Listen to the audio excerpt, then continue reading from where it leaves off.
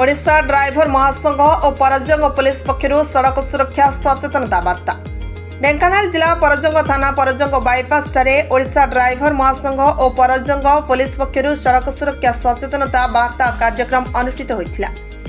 Odisha driver महासंघ परजंग थाना अधिकारी धीरेन कुमार बेहेरा और निर्देश उप अधिकारी देवग्राही महांती नेतृत्व में एएसआई रमेश चंद्र स्वाई, एएसआई जोगल प्रधान, अन्य पुलिस कर्मचारी माने और ओडिशा ड्राइवर महासंघर सदस्य माने उभय पार्श्व जीवासवा करुवा 2 चकिया 4 चकिया जानवाहन गाड़ी को अटकाई ड्राइवर मानक सीट बेल्ट बांधी गाड़ी चलाइबा, मोबाइल फोन रे कथबार्ता न हेबा, हेलमेट पिंधि बाइक चलाइबा समय मोबाइल फोन व्यवहार न करने को परामर्श दैछन्ति। गाड़ी चालकों को फूल चॉकलेट उत्साहित करथिले एवं नियम अवमानना करुवा व्यक्ति को बुझाइबाकू चेष्टा करुथिले। ढेंकानाल जिलारू गोकुलानंद बेहेरा रिपोर्ट प्रतीक्षा न्यूज।